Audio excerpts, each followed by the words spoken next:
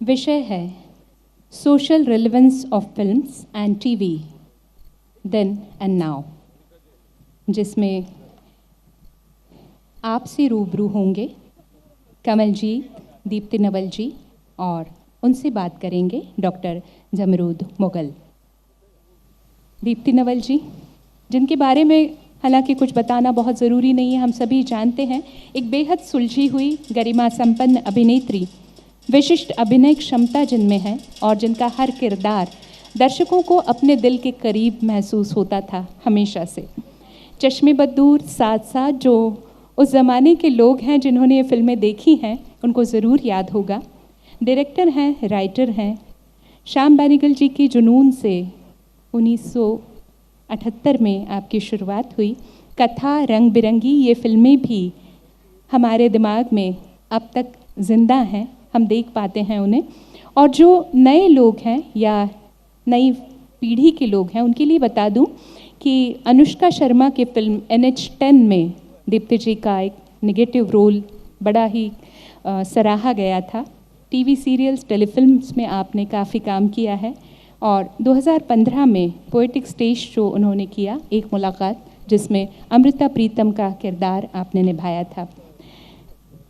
कई पुरस्कार अब तक आपको मिले हैं, जिनमें से बेस्ट सपोर्टिंग एक्ट्रेस मिर्च मसाला फिल्म के लिए 1988 में, 2003 में कराची में जो फिल्म फेस्टिवल हुआ उसमें आपको सम्मानित किया गया, 2012 में imagine India film festival best actress award से आपको नवाजा गया, 2013 न्यूयॉर्क इंडियन फिल्म फेस्टिवल में भी आपका सम्मान हुआ।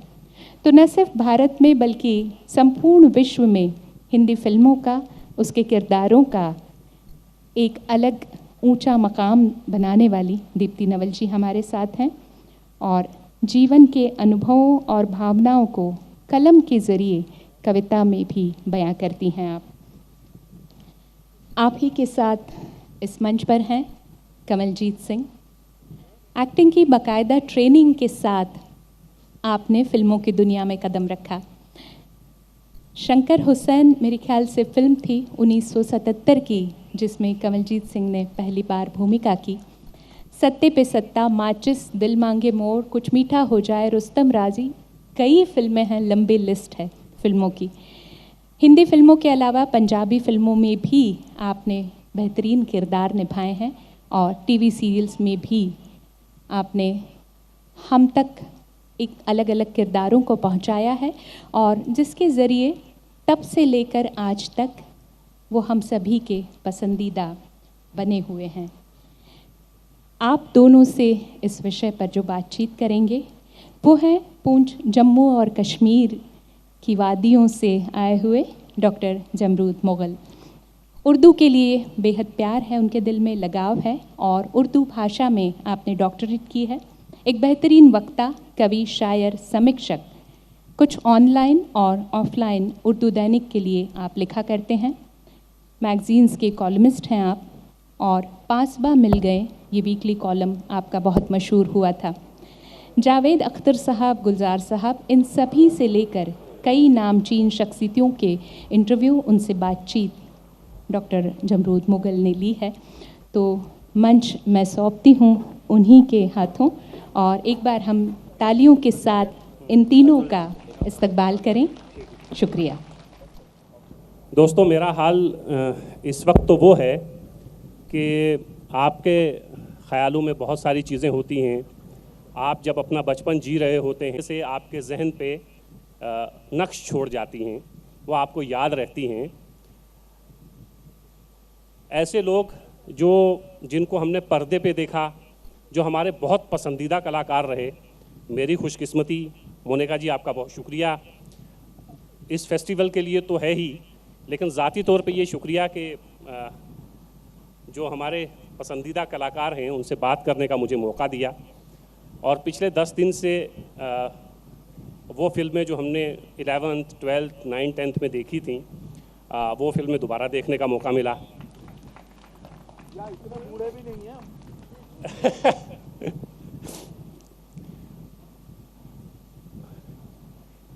किसी शायर ने कहा था कि दिल से दिल भी मिल जाएगा, हाथ में लेकर हाथ चलो, ये आप लोगों के लिए है, चूँकि मोनिका जी ने अनाउंस किया है कि ये फेस्टिवल हर साल होता रहेगा और होते रहना चाहिए। इस तरह के फेस्टिवल्स की बहुत ज़रूरत है।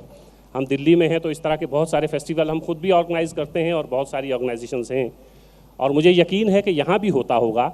लेकिन एक बहुत ख़ास बात जो मोनिका जी ने कही वो ये कि अभी तक हिंदुस्तान में जितने फेस्टिवल्स होते हैं या जिनसे मेरा ताल्लुक़ रहा है, मेरा जाना रहा है, ऐसा बहुत कम होता है कि हिंदुस्तान की बाकी जितनी ज़बानें हैं, हम अंग्रेज़ी पे बात करते हैं, हम हिंदी पे बात करते हैं, कुछ ऑर्गेनाइजेशन हैं जो उर्दू पे बात करती हैं, इसके अलावा फेस्टिवल्स में बाकी जो ज़बानें हैं हमारी, तमिल, बंगला, जो बड़ी ज़बानें हैं जिसने टैगोर जैसे लोग पैदा किए हैं, उन पे फेस्टिवल में जगह कम होती है। तो मुझे उम्मीद है, जैसे इन्होंने अनाउंस भी किया है, कि अगली बार से या इस बार भी बहुत सारे ऐसे राइटर्स होंगे, अगली बार वो तमाम जो हमारी रीजनल हमारी ज़बानें हैं उसका ये एक बड़ा फेस्टिवल बनेगा। तो एक शायर ने कहा था कि दिल से दिल भी मिल जाएगा, हाथ में लेकर हाथ चलो, जहाँ तलक है एक ही रास्ता, वहाँ तलक तो साथ चलो। दीप्ति जी, आपका बहुत शुक्रिया। मैं आपसे शुरुआत करना चाहूँगा और वही सवाल कमलजीत जी से भी होगा। हमारी जो फिल्म इंडस्ट्री है, देखिए मैं तारुफ इसलिए नहीं करवा रहा हूँ कि ये दो शख्सियात किसी भी तारुफ की मोहताज नहीं हैं, और अपने ही मुंह से अपनी तारुफ करवाना कुछ अच्छा नहीं लगता। तो दीप्ति जी, ये जो हमारी फिल्मी दुनिया है, ये जो फिल्म इंडस्ट्री है, इसका ये जो फिल्में बनती हैं, इसमें कहानियाँ होती हैं, इसमें गीत होते हैं, हमारी जो सोसाइटी है, जो आम जिंदगी है, उस पर कुछ इसका असर पड़ता है, या सिर्फ हम तफरी के लिए, इंटरटेनमेंट के लिए फिल्में देखते हैं, या समाज में कुछ बदलाव आता है फिल्मों से? सिनेमा मैं समझती हूँ कि it has always reflected society. Writing से सारी बात शुरू होती है, सब्जेक्ट का लिखा जाना, सब्जेक्ट्स निकलते हैं ज़िंदगी से, ऑब्जर्वेशन ऑफ लाइफ। तो वो जो जैसे हमने बचपन में जो फिल्में देखी वैसा ही माहौल था भी, वो माहौल था, वो सोसाइटी थी जिसमें से निकल के ये सारे सब्जेक्ट्स आए और वो सब फिल्में बनी पुरानी। It's a two way traffic. जो सोसाइटी है उसको सिनेमा दर्शाता है, and also the viewer gets impacted by what he sees on a film, in a film. Cinema also impacts. मुझे याद है छोटी थी, बहुत मुतासिर हो जाती थी, बहुत अफेक्टेड हो जाती थी जो कोई फिल्म देखने के बाद, और वो कई अरसे तक वो जहन में चलता था, वो स्टोरी, गाने, वो उसका जो सब्जेक्ट, जो जिस चीज़ के साथ वो फिल्म डील करती थी, तो वो तो उस वक्त की ये रियलिटी थी। आज जो है वो चीज़ें थोड़ी अलग हैं। इतना ज़्यादा हमें अपनी सोसाइटी में वो चीज़ इतनी ज़्यादा नज़र नहीं आती जैसे सब लोग यहाँ नज़र आते हैं। इस तरह के लोग थोड़े पर्दे पर कम नज़र आते हैं, because there has been a lot of external influence in our cinema, especially world cinema, western cinema जो भी कह लीजिए। काफ़ी हमारी social fabric में भी बहुत फ़र्क आया है पहले से अब तक, जैसे कि होना ही चाहिए, मतलब फ़र्क तो आता ही है, things keep changing, so it is a two-way thing, I would say, yeah. Kamaljeet जी, यही सवाल मैं आपसे बस थोड़ा सा कुछ और ऐड करना चाहूँगा इसमें। जैसे मैम ने फरमाया कि जो फिल्में बनती हैं वो समाज से ही आती हैं, वहीं से हमें कहानियाँ मिलती हैं, सब कुछ मिलता है, लेकिन कुछ फिल्में जो समाज को कुछ दे सकती हैं, बदल सकती हैं। जैसे समाज से आपको कहानियाँ मिलती हैं, आप फिल्म बनाते हैं, तो कुछ फिल्में ऐसी बन सकती हैं या बनी हैं जो समाज में भी परिवर्तन लाएं, कुछ तब्दीली लाएं, कुछ अच्छा करें, और लोग उसे फिर याद भी रखें। सिर्फ 2.5 घंटे या 2 घंटे के लिए एंटरटेनमेंट के लिए वहाँ पे न जाएं। कहानियाँ समाज से आप लेते हैं, तो समाज को आप लौटाते क्या हैं, ये मेरा आपसे जानना होगा।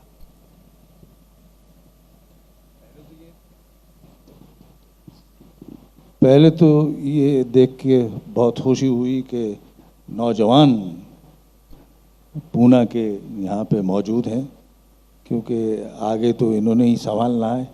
सब कुछ। और जो दीप्ति जी ने कहा उसको मैं डिट्टो करता हूँ। और दूसरी बात ये है कि आप पूछ रहे हैं कि हम समाज को क्या देते हैं, तो ये आर्टिस्ट का फ़र्ज़ है कि वो ऑडियंस को दे, सामान्य को दे, कुछ ना कुछ वो वहाँ से पॉजिटिव लेके जाएं या नेगेटिव को कैसे ख़त्म करना है वो लेके जाएं। और मेरा एक फिल्म मेकर बहुत ही फेवरेट है जिसमें दोनों पहलू होते हैं, एंटरटेनमेंट के और एक उसमें छुपी बात भी होती है, और वो ऐसे बताई जाती है डॉक्यूमेंट्री के तौर पे नहीं या कोई भाषण के तौर पे नहीं, वो कहानी में ऐसी बुनी होती है कि वो खूबसूरती से आदमी उसे समझ भी जाता है और उसे भाषण नहीं लगता है।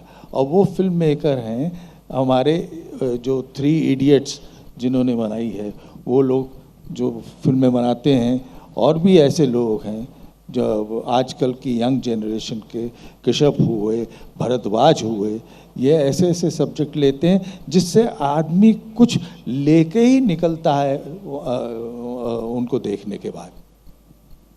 सर, ये जो फिल्में हम देखते हैं, नौजवान जैसे आपने जिक्र किया वो हैं, और मैं भी आपके सामने बैठा हूँ, गर्चे आप नौजवान नहीं रहा, आप लेकिन इतना इंसिस्ट करेंगे तो मैं मान जाऊँगा। मैं आपसे बस इतना मैं भी जानना चाहूँगा, और मैम से भी, कि ये जो फिल्मी दुनिया है, ये जो हम फिल्में देखते हैं, तो हम लोग जो फिल्म की तरफ खिंचे हुए चले जाते हैं। अब साधन बहुत हैं, चश्मे बद्दूर को वो ज़माना नहीं मिला जो आज का ज़माना है, और उस ज़माने में आज जब हम उस फिल्म को देखते हैं, जैसे मैं 1 हफ़्ता पहले उस फिल्म को देख रहा था, तो हम उस ज़माने में पहुंच गए थे। वो ज़माना जो चश्मे बद्दूर का ज़माना है, तो वो फिल्म हमें वो ज़माना भी दिखा रही थी साथ साथ। लेकिन अब इंडस्ट्री में जिस तरह की फिल्में हमारे सामने हैं, मैं बहुत माजरत के साथ कहूँगा, सलीम साहब सामने बैठे हैं, 2-3 डायरेक्टर्स का जैसे आपने जिक्र किया, ज़्यादातर फिल्में ऐसी होती हैं जिसको हम सिनेमा हॉल से देख के बाहर निकलते हैं, एक कैमरामैन सामने खड़ा होता है, वो हमसे पूछता है कि फिल्म कैसी है, और फिर वही कैमरामैन उसको 5 में से 3 या 2 स्टार देता है, और 1 हफ्ते के बाद उस फिल्म का कहीं जिक्र नहीं होता, हम उस फिल्म को भूल जाते हैं, हमारे जहन से निकल। हद तो ये है कि फिल्मों के गीत तक, अब पुरानी फिल्मों के गीत आज भी हमें याद हैं, जब हम सुनते हैं सब ऑडियंस महसूस होती है। लेकिन आज ना तो हमें फिल्म याद रहती है, ना फिल्म का म्यूज़िक या वो गाने याद रहते हैं, वो गीत याद रहते हैं। तो क्या वजह है, कुछ कमी आई है इसमें क्या? देखिए, जहाँ तक मैं समझता हूँ इसमें सब्जेक्ट्स डिफरेंट हो गए हैं।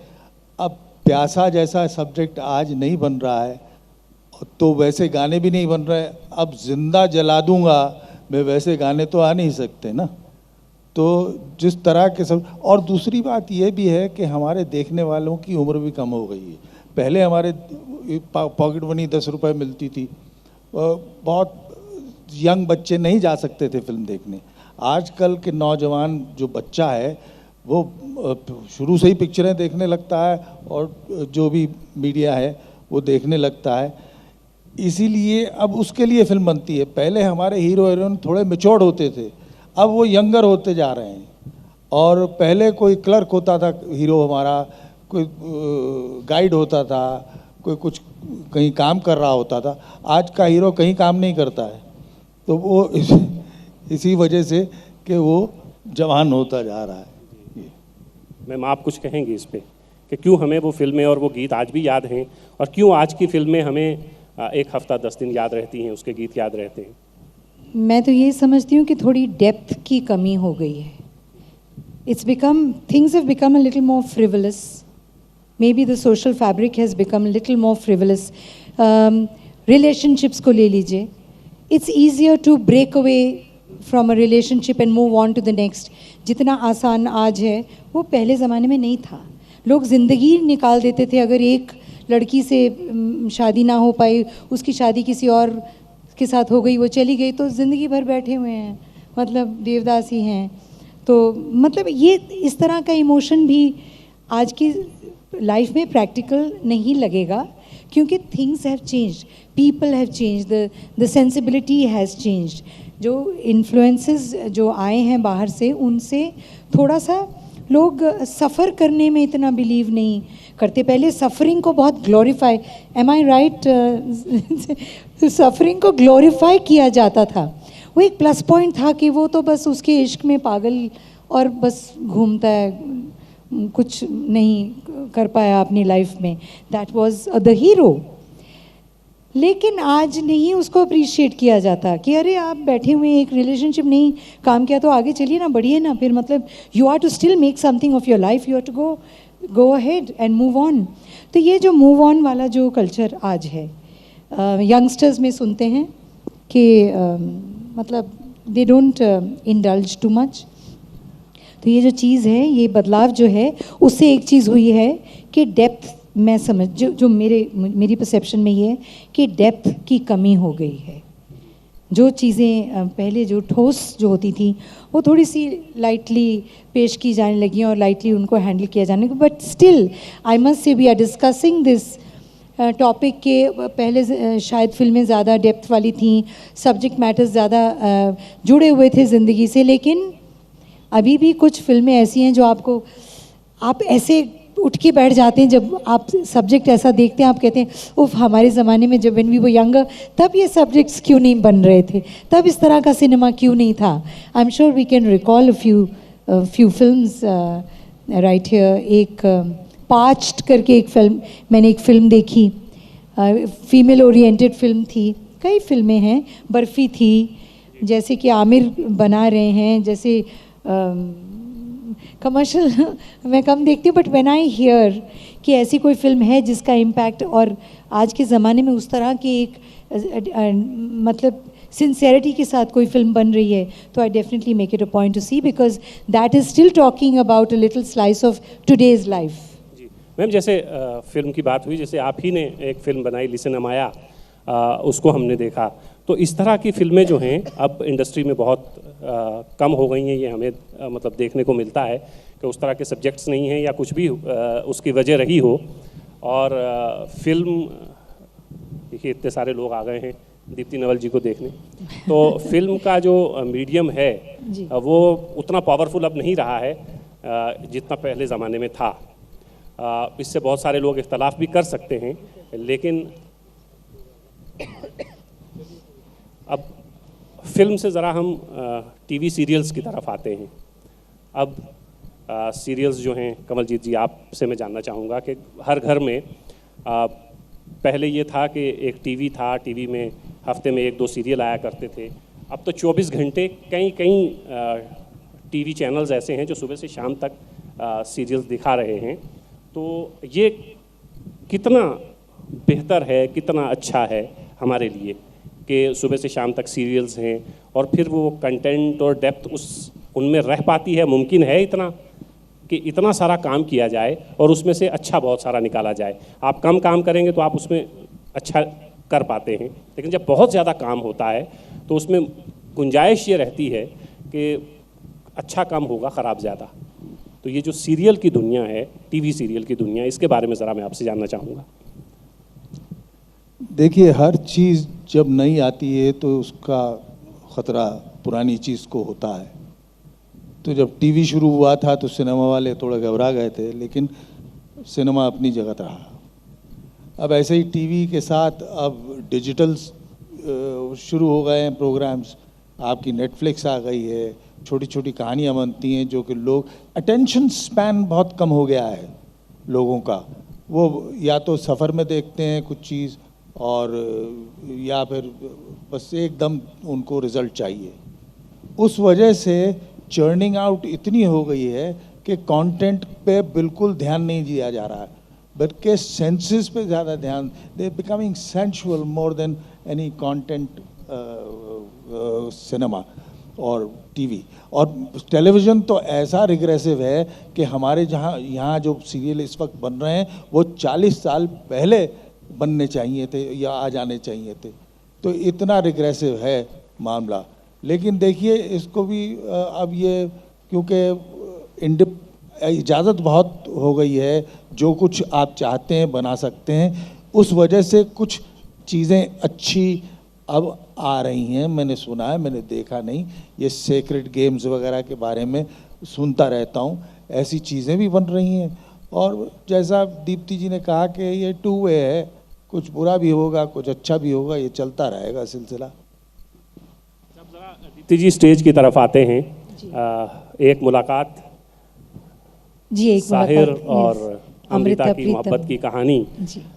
वो कहानी जो हर उर्दू, हिंदी, हिंदुस्तानी के दिल में बसती है, वो कहानी जो मुकम्मल नहीं हो पाई, उस कहानी को स्टेज करने में आपको, चूँकि एक साहिर उर्दू के बहुत मशहूर शायर और दूसरी तरफ अमृता प्रीतम जो पंजाबी और हिंदुस्तानी की इतनी बड़ी शायरा और फिक्शन राइटर, तो किस तरह की तैयारी और मुश्किलात का सामना करना पड़ा? फिल्म के मुकाबले में ये चीज़ें ज़्यादा आसान हैं या मुश्किल हैं?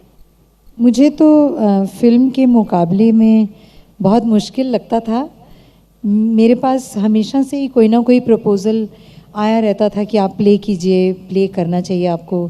देखिए आपके सारे कंटेम्प्रेरीज नसीरुद्दीन शाह, ओमपुरी, शबाना आज़मी सब प्लेज करते हैं, तो आपको करना चाहिए। But I never felt the confidence, I never felt कि मुझे लगता था मैं स्टेज पे जाते ही सारी लाइनें तो भूल ही जाऊंगी, सबसे पहले तो यही होगा। तो how will I mean when I know that about myself, then how can I even think of doing theatre. लेकिन कुछ जब ये स्क्रिप्ट आया ना मेरे पास, I had to play Amrita Pritam ji का रोल, तो एटलीस्ट मैंने पूरा पढ़ा और फिर सामने साहिर साहब की लाइफ, उनकी शायरी, ये सब the 2 characters juxtaposed with each other, तो मुझे उसकी राइटिंग भी अच्छी लगी। मुझे लगा कि सिंपल सा अच्छा लिखा हुआ प्ले है और मुझे बहुत टाइम लगेगा इसको प्रिपेयर करने में, मुझे लाइनें याद करनी है।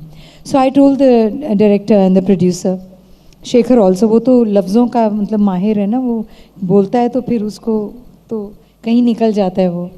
I am not like that at all. तो मैंने कहा मुझे 2-3-4 महीने लगेंगे, मैं प्ले करूँगी ये, मैं अमृता जी का रोल तो मैं ही करूँगी, लेकिन मुझे वक्त चाहिए।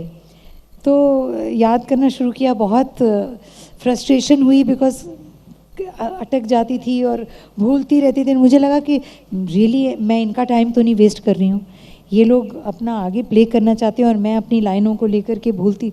Then what they did is they announce the show, जो मैंने कहा था कतई मत करना, जब मैं तैयार नहीं हूँ तब तक नहीं करना announce, I will tell you, give you the green signal. लेकिन उन्होंने ना मेरे से पीछे अनाउंस कर दिया।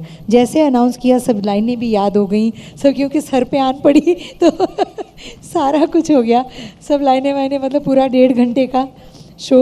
जब पहला शो हुआ तो I was most shocked with my self कि मैंने एक भी लाइन मुझे भूली नहीं, तो मेरे लिए तो वो बहुत ही बड़ी अचीवमेंट थी।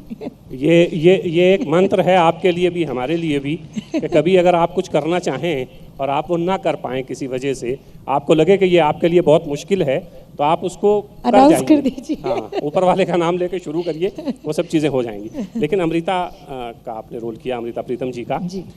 मैं कहीं सुन रहा था किसी आप ही के इंटरव्यू में, अमृता प्रीतम से आपकी मुलाकातें भी रही हैं। जी, मैं जानती थी और उनको। आपकी जो पहली किताब शाया हुई वो उन्हीं की वजह से पब्लिश हुई कुछ थी। अमृता प्रीतम को भी हम याद कर लें इसी बहाने, तो अमृता प्रीतम जी के साथ आपकी जो मुलाकातें रहीं वो किस तरह की थीं? मुझे बाशु भट्टाचार्य हमारे बहुत अजीज़, he was a friend, philosopher, guide for me. उन्होंने एक फ़िल्म प्लान की थी अमृता जी की किताब के ऊपर, नागमणि। तो वो मुझे दिल्ली फेस्टिवल होता था जब सिरी फोर्ट पे, तो उस सर्दियों में होता था, January every year we used to be there in Delhi. तो मुझे ले गए अमृता जी से मिलवाने की, ये लड़की मैंने सिलेक्ट की है आपकी किताब के ऊपर जो बनाऊंगा फिल्म, तो उसमें शी विल एक्ट। तो अमृता जी से आई थिंक कुछ बातों में से निकल आई बात कि मैं लिखती हूँ, और उन्होंने कहा तो फिर सुनाओ। तो कुछ मैंने ज़रूरत की होगी कुछ सुनाने की, तो कुछ सुना दिया। तो she got quite excited, she says your imagery is very nice. मैंने कहा लेकिन मुझे राइम नहीं करना आता, मैं शायरी नहीं कर सकती। तो उन्होंने कहा कोई बात नहीं, फ्री वर्स है, लिखो, लिखती जाओ, पंजाबी में भी लिखो। वो मैं नहीं कर पाई, but she called her publisher, she said कि ये लड़की लिखती है, अच्छा लिखती है, इमेजरी बहुत अच्छी, आप इसे किताब छापिए। तो देन ही सेड कि अच्छा आपकी कितनी नज़में हैं? मैंने कहा हैं कुछ 40-45 45 क्या बोलते हैं। तो उन्होंने कहा कि अच्छा आप मुझे 70-80 पोएम्स दीजिए एंड आई विल। तो इस तरह से वो पहली किताब जो है मेरी, जो हिंदुस्तानी में थी, वो पब्लिश हो गई। जी मोनिका जी, टाइम कितना है हमारे पास? हो चुका है। एक आखिरी सवाल पूछ लेता हूँ, ऑडियंस से तो सवाल नहीं लेने हैं ना?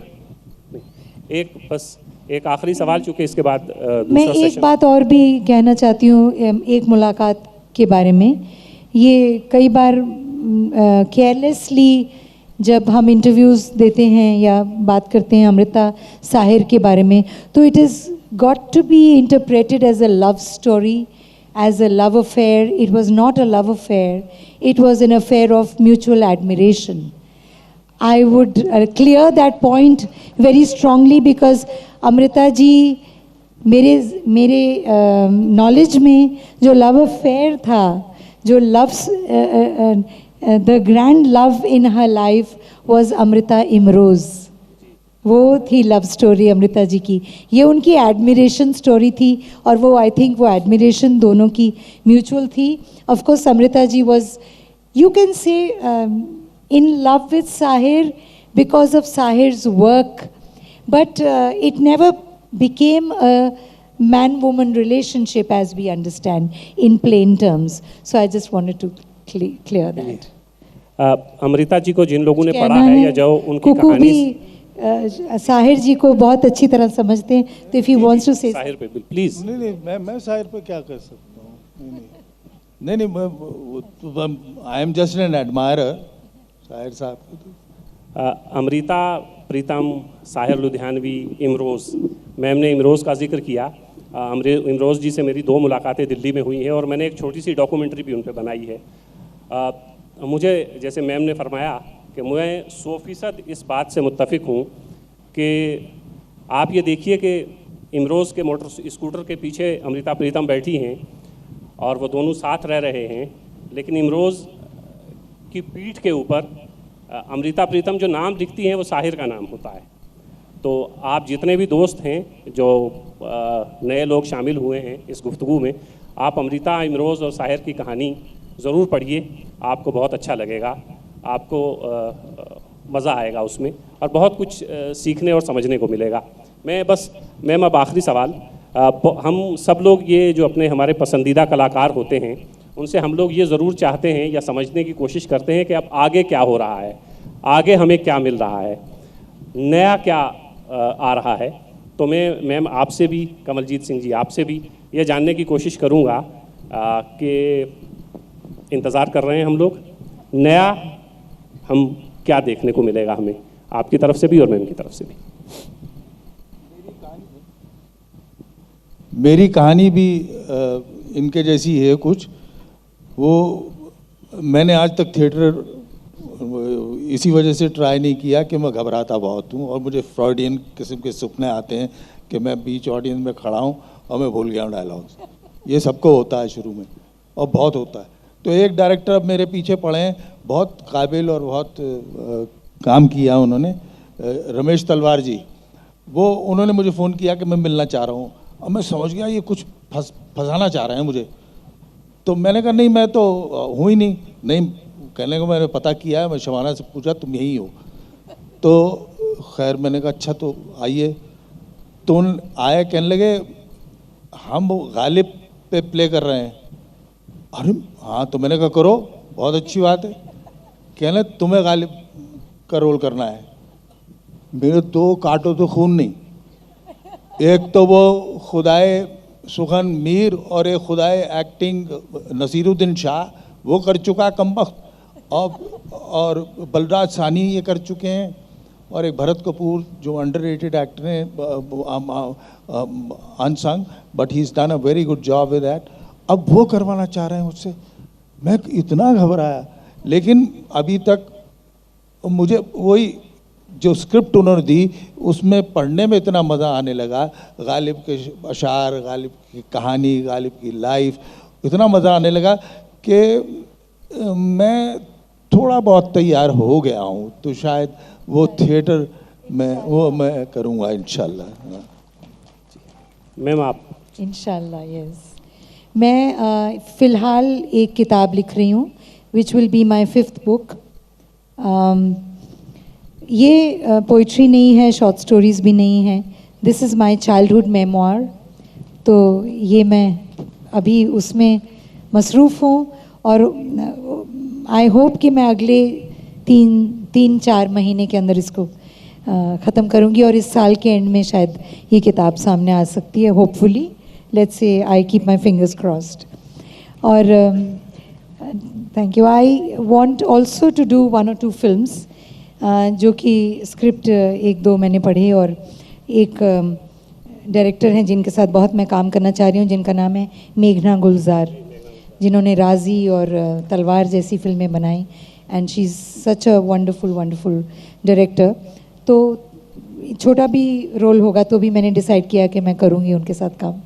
सो that, and then another small film with a bigger role, with probably much less money, but I want to do that also because it is an inspiring script. So मेरा फिलहाल इस साल का ये इतना ही प्रोग्राम है। कमलजीत जी, आपने गालिब के सीरियल की बात की, तो आपको गालिब पे ज़रूर काम करना चाहिए। जिन भी लोगों का आपने नाम लिया है, तो अगर आप गालिब के सीरियल को गौर से देखें, मुझे तो हैरत होती है कि गुलजार साहब से कैसे ये गलतियाँ हो गई। मतलब गालिब की एक गज़ल को जगजीत सिंह ने गलत गाया है, गुलजार साहब की एक आवाज़ में गज़ल है, वो मैंने एक वीडियो भी डाला है। तो आपको गुलजार इन पे गालिब पे ज़रूर काम करना चाहिए, चूँकि इससे पहले गालिब पे जो काम हुए हैं वो कोई बहुत बड़े काम नहीं हैं। बहुत माजरत के साथ आप तमाम हजरात का बहुत शुक्रिया कि आपने मुझे बर्दाश्त किया और मैम को और सर को सुना। मेरी दुआ है और उम्मीद है कि ये सिलसिला यूं ही चलता रहे, 1 के साथ 2, 2 के साथ 3, 3 के साथ 4, और ये कारवां आगे बढ़ता रहे। क्योंकि जावेद साहब की एक लाइन मुझे याद आती है। जावेद साहब ने कहा था कि नफ़रत करने वालों ने हुकूमतें की होंगी, बड़े बड़े ओहदे लिए होंगे, लेकिन हम शायरों ने तो मोहब्बत ही की है। तो ये मोहब्बत का मंच है, ये शायरी का मंच है, इससे आप सब लोग जुड़े रहिए और हमेशा के लिए जुड़े रहिए। बहुत शुक्रिया, बहुत शुक्रिया। शुक्रिया, thank you very much, thank you, बहुत बहुत शुक्रिया। आप तीनों का मैं तहे दिल से शुक्रिया अदा करती हूँ, डॉक्टर मुगल, दीप्ति नवल जी और कमल जी। मेरे पेट में बात रह नहीं रही, रुक नहीं रही, तो मुझे जरूर कहना ही पड़ेगा। जो ज़रूरत भाई साहब ने बात की है उससे मैं मुतफिक नहीं हूँ। इतना कह रहा हूँ, वो अपना ग्रेट काम है और वो हमेशा पहचाना जाएगा as great work. Thank you. उन्होंने कहा ना कि नहीं, ये गज़ल नहीं है, एक और गज़ल है। कौन जीता है तेरी जुल्फ के सर होने तक, आह को चाहिए एक उम्र असर होने तक। सलीम साहब आप भी दीवाने गालिब देख लीजिएगा। कौन आह को चाहिए एक उम्र असर होने तक, कौन जीता है तेरी जुल्फ के सर होने तक। तो ये शेर ऐसे नहीं है, ये पूरी गज़ल ऐसे नहीं है। ये गज़ल ऐसे है कि आह को चाहिए एक उम्र असर होते तक। अब इस वक्त मुझे और याद नहीं है, लेकिन मेरा वीडियो है जो है, ये न थी हमारी किस्मत, नहीं होते तक, होने तक लफ्ज़ नहीं है दीवाने गालिब में। और अगर आप कोई सीरियल बना रहे हैं और कोई बहुत बड़ा आदमी सीरियल बना रहा है, तो उसके सामने ओरिजिनल स्क्रिप्ट होना चाहिए, ना कि वो स्क्रिप्ट जो बाद में छपे हैं। मेरा सिर्फ ये कहना है। बहुत शुक्रिया।